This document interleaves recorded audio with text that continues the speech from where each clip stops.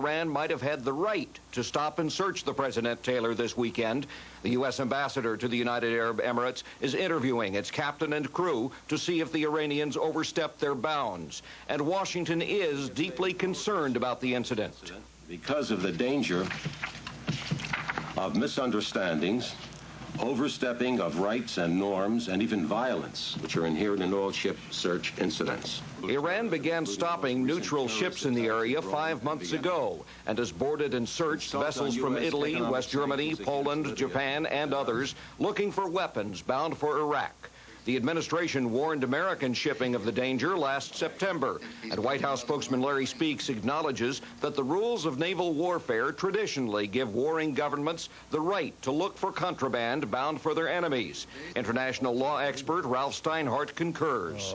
The belligerent continues to have a right to interfere with neutral commerce so long as that interference is limited and declared in advance. Pentagon officials say U.S. Navy ships have from time to time escorted American merchant ships in the Iran-Iraq war zone. It's believed those escorts are resuming, but the Navy won't say if their orders allow them to fire on Iranian warships trying to stop U.S. ships.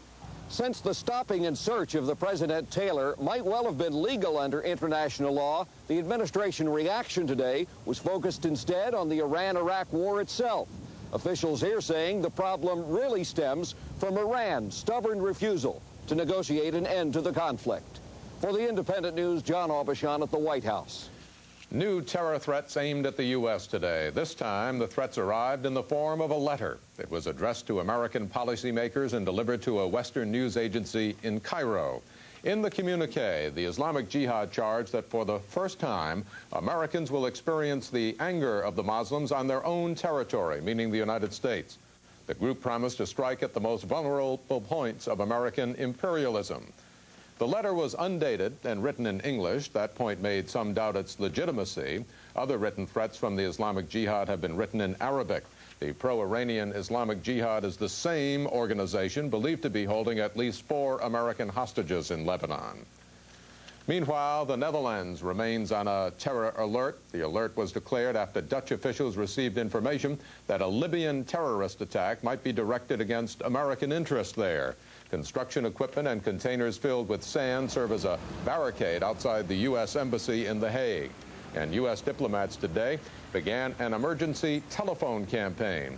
They're calling the 10,000 Americans living in the Netherlands to warn them of Libyan threats made against Americans. Officials are searching for Palestinian terrorist Abu Nidal in connection with attacks on airports in Rome and Vienna last month. Today, a man claiming to be Abu Nidal was quoted in an interview printed in an Arab newspaper. The man boasted of visiting the United States for heart surgery in 1977 and said he was traveling freely through European and Arab nations with fake passports. The man bragged he had plastic surgery in Italy several months ago and said the surgery had completely changed his features.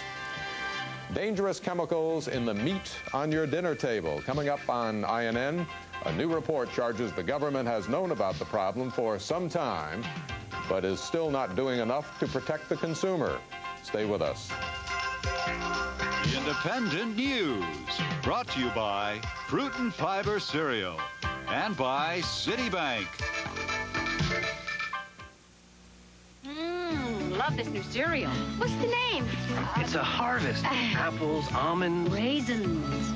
No name. Well, of course, it's fruit and, Post Fruit and Fiber presents new Harvest Medley, another delicious way to forget the fiber. Now 20% more fiber with a harvest of sweet diced apples, crunchy almonds, and raisins, so all you remember is... new fruit and... What's the name? Post Fruit and Fiber Harvest Medley cereal. Tastes so good, you'd forget the fiber. Thanks a lot, Citibank. You had to make your Visa and MasterCard better than other banks. Just by using them, we earn bonuses called Citi Dollars. Now, they could have saved us up to 40% on a color TV or a stereo. But we used ours to get something strictly for Vincent's amusement. Oh, isn't it wonderful? Visa and MasterCard from Citibank. It's the bank that makes them better. Stan, did you hear? About Weight Watchers' new Quick Start Plus? Chocolate. They've added chocolate. And pizza with beer, and egg rolls, and chicken cacciatore. And chocolate. Quick Start Plus. Our members will love it. They've added chocolate, little brother. I know Quick Start Plus has chocolate. You can stay on the new Quick Start Plus program anywhere. Parties, weddings. You can even eat chocolate and lose weight. Now is the best time ever to join. 1986 has Weight Watchers' new Quick Start Plus. Call 1-800-FOREVER for a class near you. You want to marry me? They were the perfect couple until they married. Until he cheated. I noticed you had a rough time getting your ring off. Breaking up is hard to do. How am I ever going to get her back? Especially if you're still in love. Tim Matheson. Just give me one more chance. Kate Capshaw. A bittersweet broadcast debut. I'm filing for divorce. A little sex. Tuesday, January 14th at 8 on WPGH TV 53. The Vietnam War may have claimed yet another American life. The State Department says it's investigating reports that an American was killed last month in Laos. That American was said to be on a private hunt for soldiers missing since the war. Meanwhile, the Pentagon is accelerating its own efforts to account for missing Americans. But as Jeff Kamen reports, the way Washington goes about that task is quite different from the way it's done in Hollywood. Last year, Rambo invaded Southeast Asia and rescued half a dozen Americans who had been held against their will for more than 10 years. Sylvester Stallone made it appear that all you needed to have was the courage of your convictions, and you could get our boys out of there. Rambo made Stallone $11 million. It also made the issue of live sightings of Americans missing in action a whole lot simpler than it turns out to be. First, we don't even know where any of them are. Air Force Colonel Robert Anderson, shot down over North Vietnam in 1972, believed to have landed safely. His crewman was captured and repatriated in 1973. But where is Anderson? The Vietnamese say they don't know. Navy Commander Barton Creed radioed for help after he was shot down in Laos in 1971. This Soviet newspaper photo shows Air Force Colonel David Hrdlicka captured in Laos in 1966. No word on him or on Barton. Military intelligence specialists have analyzed more than 800 reported live sightings of Americans in Southeast Asia during the past 10 years. 95 of them are still under active investigation. Missing Assistant Secretary of Defense Richard Armitage has returned from meetings with top Vietnamese officials who have made an important promise. Vietnamese agreed to accept our live sighting reports and to investigate them. We've been unable thus far to prove that any Americans are being held against their will in Indochina. But the information that comes into our possession and continues to come into our possession makes it impossible for us to rule out that possibility in there. And so the Reagan administration operates under the assumption that Americans captured by Indo-Chinese communists, like the Navy's Eugene de Bruin on the left of your screen, are still being held against their will. The Vietnamese repeated that there were no Americans living under their authority. We're not totally dependent upon an admission. We have raised intelligence priorities by our own government, which give you reason to believe that there is a possibility we can obtain that kind of solid evidence. Her brother is still listed as missing in action. Ann Mills Griffiths, director of the National League of Families. She was part of the U.S. delegation in Hanoi. For more than a decade, she has been pressuring the U.S. and Vietnamese governments for a full accounting of the missing. Her meetings in Hanoi have left her encouraged. Her message to other families of POW MIAs? Keep hoping we're finally getting there. President Reagan has been told that the government of Vietnam has promised to clear up its outstanding cases of Americans missing in action in the next 2 years. There's also been some progress in U.S. talks with the government of Laos. It's all very difficult, very complicated, very tedious, and very frustrating, and it isn't Rambo. But one official did say privately, in the event that American intelligence did discover the location of U.S. servicemen still being held against their will, American options would range from bribery of local officials to mounting a secret mission to get them out. For the Independent News, Jeff Kamen at the White House. The South African Supreme Court now holds the key to permit black activist Winnie Mandela to live in her own home. Today, a lower court judge upheld a government order that bars Mandela from her home in Soweto. But the judge cleared the way for an appeal to the Supreme Court. Mandela has been arrested twice for being in her home. Meanwhile, South Africa's President P.W. Botha met with U.S. Assistant Secretary of State Chester Crocker. Crocker delivered a letter from President Reagan. Although there was no official word as to the contents, a South African newspaper reported that President Reagan asked for decisive action on apartheid reform. Argentine police were forced to take swift action tonight. Armed police surrounded a Buenos Aires hotel as 2,000 people gathered outside to protest a visit by U.S. banker David Rockefeller. At least 5 people were injured as the protesters turned over cars, broke store windows, and lit small fires. Police had to fire tear gas to break up the crowd. David Rockefeller is in Buenos Aires to attend a meeting of a South American Business Council. Today's protesters resent him because they believe he supported Argentina's José Martínez de Hoz, a former finance minister blamed for Argentina's massive foreign debt. Sounds that swing from the Soviet Union. Coming up on INN, our In Focus report looks at the red-hot jazz headed west and finds they're playing a different tune in Moscow these days. Stay with us. Table for 2, please. Yes, you'd prefer something in our smoking area, Philippe? Fine. How'd you know she smoked? Teeth, Orlando. Tobacco stains give smokers away. Not with Topol. Topol's double-action formula foams away newly deposited smoke particles, then helps clean away built-up tobacco stains. Table for 2, please. I have a charming table in our non-smoking area. No, we smoke. But your teeth, so clean. And he smokes. Topol. We give smokers winning smiles. If you suffer from occasional muscular backache due to overexertion, overstraining, or even overweight, get the power of Doan's pills. Just 2 pills help relieve the misery of minor muscular back pain and ache due to stress and strain, with a pain relief ingredient found in no other leading analgesic. Doan's relieves the pain to help give you back your mobility for hours. Try Doan's pills and put the power where your pain is. The fun, all the shows A to Z and the facts. What's behind what you see? TV Guide, the whole world of TV. That's entertainment. The stars underneath all the glow and the news from the people who know. TV Guide, it's a fabulous show. So buy a TV Guide, then read TV Guide. That's entertainment. You're home, the workday is done, and you want to take it easy. Well, prop up the pillows, because WPGH TV has 3 old friends to relax with. Benny, George, and Maude. Benny Hill, that man of 1,000 faces. George Jefferson, man of 1,000 schemes. And then there's Maude, the original with B. Arthur, Rue McClanahan, and Conrad Bain. Late night comedy tonight from 11 to 12:30. The nighttime is yours. The smiles are brought to you by WPGH TV 53. The surgery was complicated, but surgeons say it went well. The patient was Yelena Bonner, the wife of Soviet dissident Andrei Sakharov. She entered a Boston hospital yesterday. The surgery today lasted 4 hours. It was rare surgery. Surgeons had to do a total of 6 heart bypasses, 3 on the main arteries, 3 on branch arteries. Tonight, Mrs. Bonner is listed in satisfactory condition. We've all heard reports of dangerous chemicals in our food. And now comes a report that government efforts to get rid of those chemicals are too lax. A congressional report says FDA inspectors have let cancer-causing chemicals slip by. Ranchers use the chemicals in livestock, and they end up on the dinner tables. Barry Cunningham reports.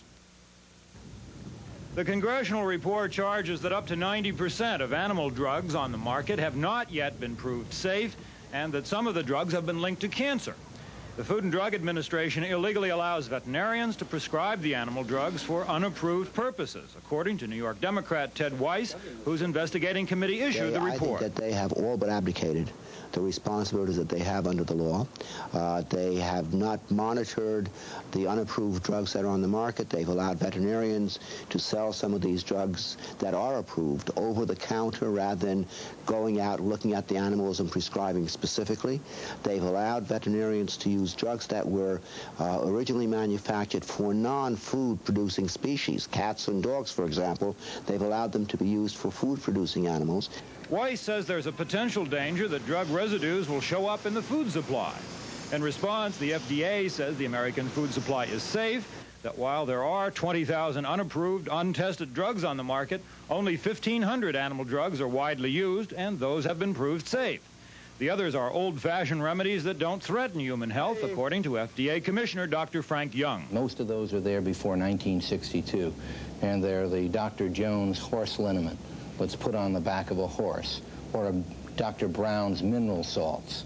And it's those sorts of things that really aren't important in human food that we've just not as an agency been able to give the priority to get those cleaned up.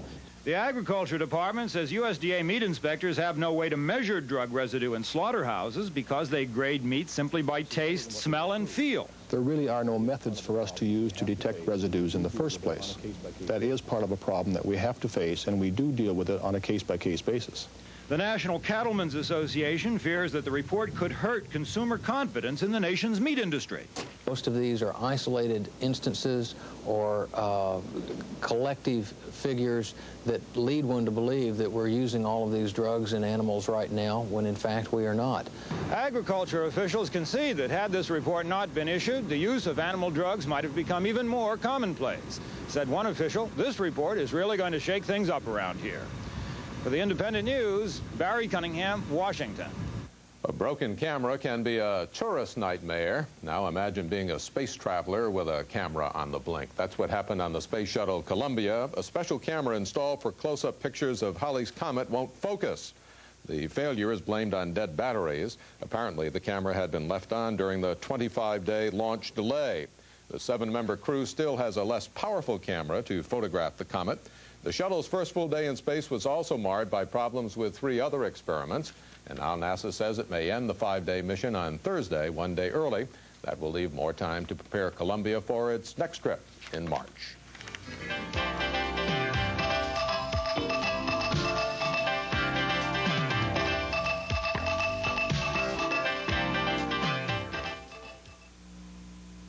I don't want some whippy tasting cereal. If you want bushels of taste, fruitful brand. I don't want some itty-bitty taste. Peaches, raisins, apples, dates. Fruitful brand. Bushels of flavor swimming in the flakes.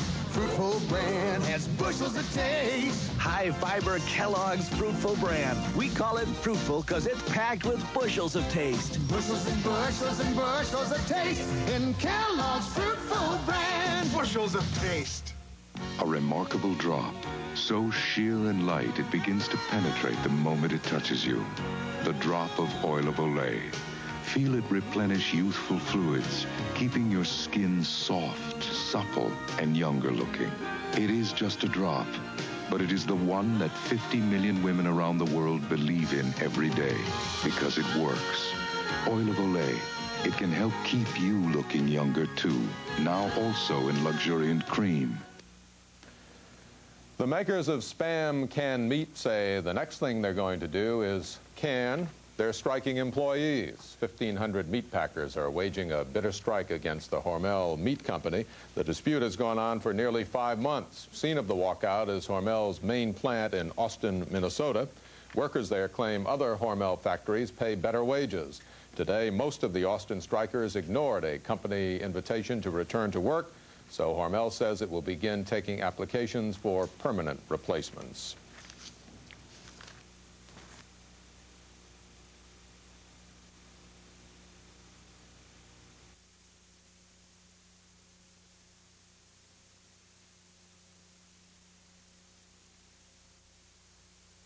Workers and strikers ignored a company invitation to return to work. So Hormel says it will begin taking applications for permanent replacements. Texas may soon want to lock out AIDS victims. The director of the state's health department has proposed a law that would quarantine AIDS patients to stop the spread of the disease. Critics of the proposal lined up at a hearing today, calling it a return to the medieval leper colony. Carol Nealon reports. This all came up because of Fabian Bridges, a male prostitute who authorities say continued to work the streets of Houston last year when he knew he had AIDS. Eventually, Houston gay community leaders talked Bridges into checking into a hospital where he died of the disease. But exasperated Houston health officials asked the state health department to come up with a way to deal with such cases, which they call incorrigibles. Health Department Director Dr. Robert Bernstein proposed AIDS be added to the list of quarantinable diseases. Traditional quarantine means locking up the house and boarding it up and putting out notices and all of this, and there's no intent to do that. All we want to do is medically isolate the person. But gay and civil rights leaders fear it won't be understood that way by the general public or the gay community. utilization of the quarantine code, however modified, would reinforce this erroneous public conception that AIDS is an easily transmitted disease via casual contact. My conviction is that if this quarantine rule is imposed, it will further fuel the flames of that hysteria. That rule is wholly deficient. In fact, that rule is something out of the 14th century. And do not make lepers of these people who are suffering enough. The testimony is blowing it all out of proportion, according to Bernstein. And someone brought out that we have to keep them until death, and that isn't necessarily the case. You keep them isolated until they are no longer a threat. And many of them get ill enough that they'll not be a threat, whatever. The Board of Health is scheduled to take action on the proposed AIDS quarantine on January 31st. If approved then, it could be available to public health officials immediately to use in the cases of so-called incorrigible AIDS patients. In Austin, this is Carol Neeland reporting. Yenko Subaru. We make it happen. With 4x4s and automatics. Lots of them. Honest. Yenko Subaru. Old, reliable Allegheny Plywood, located at 35th and Smallman Streets, has been in business for over 40 years. We pride ourselves on maintaining a large inventory of high-quality construction materials, including premium hardwood plywood for cabinet and furniture work. We have an inventory over 50 styles of paneling for your home or office. For people who like personalized service, it's Allegheny Plywood in Lawrenceville, Pittsburgh. It's nice to do business with reliable people. Phone 621-6804. PGH-TV. Now that Archie Bunker is the proprietor of a neighborhood bar and restaurant, he's discovered that being your own boss is a whole new world. Drop into Archie Bunker's place weeknights at 10:30 on WPGH TV 53. Friend of the family. The Independent News, brought to you by Kellogg's All-Brand Cereal and by Oil of Olay. In our USA Tonight notebook, do as I say, not as I do. You might not have noticed, but this is National Pizza Week, designated by an official U.S. government proclamation. However, the man who signed the proclamation chose to ignore it. Secretary of Agriculture John Block did not celebrate today. He was invited to attend a pizza lunch sponsored by the National Restaurant Association. He didn't show. An aide said the Agriculture Secretary had the usual for lunch, not pizza, but cottage cheese, lettuce, stuff like that. According to the pizza industry, the average American ate 7 pizzas last year. Obviously, teenagers weren't included in that average. It seems that most teenagers we know eat 7 pizzas a day, not 7 a year. Teenagers spend a lot of money on pizza and a lot of money on other things. A national survey concludes that teenagers spent $30 billion of their own money last year. They spent it mostly on fast food, soft drinks, shampoo, deodorant, toothpaste, clothes, ice cream, bubble gum, and movie tickets. We can't quarrel with those findings, but surely the survey is mistaken when it concludes that the average teenager listens to music on radio and TV 20 hours per week. Surely it was 20 hours per day. Jazz. It's an American institution born of the freewheeling atmosphere of New Orleans. But the latest masters of this American institution may turn out to be Soviet musicians. In Focus tonight, Ellen Marks looks at Soviet jazz and the business boom for American importers who sell it.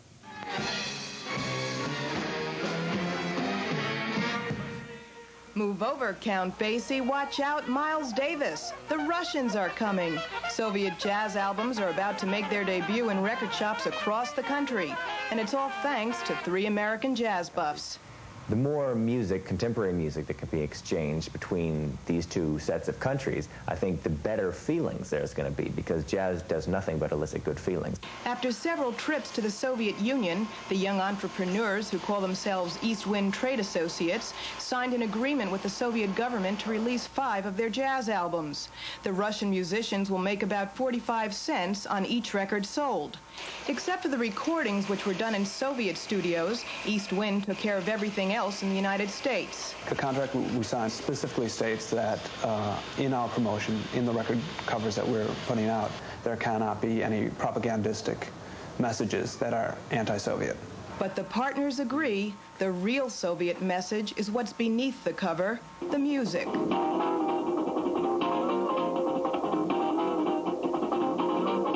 Ranging from jazz guitarist Alexei Kuznetsov to Arsenal, a jazz rock fusion band.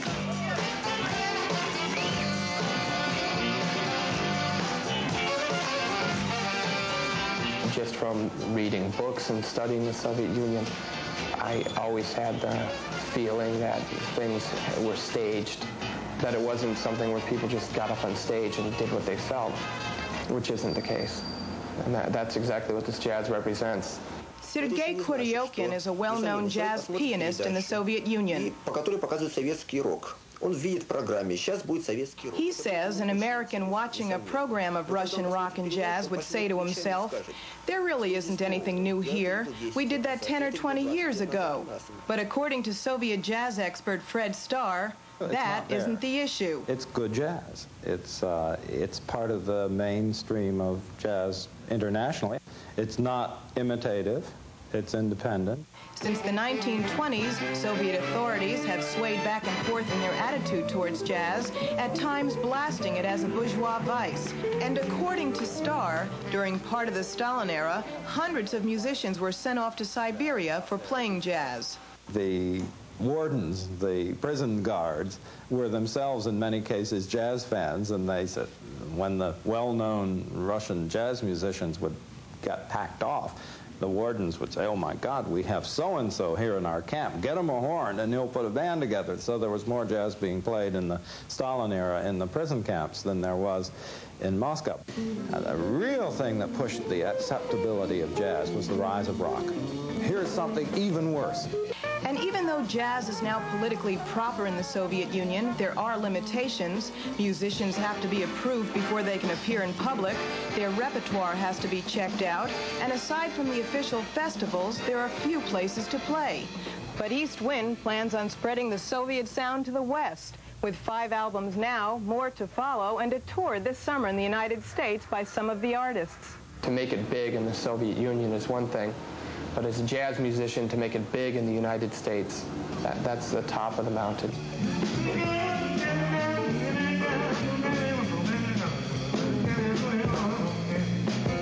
For the Independent News, this is Ellen Marks. And that's the Independent News for Monday, January 13th. Tomorrow, the battle against cancer. Scientists say the first line of defense may be in your kitchen. Some common foods may reduce your cancer risk. I'm Morton Dean. Have a good night and a good day tomorrow.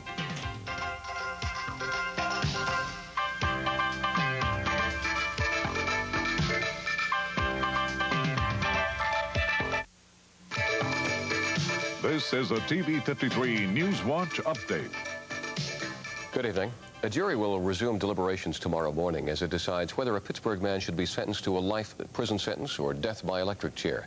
19-year-old Christopher Caldwell pleaded guilty on Saturday to the slashing deaths of an elderly Homewood couple almost exactly a year ago. Caldwell may take the stand tomorrow. In Washington County Court today, the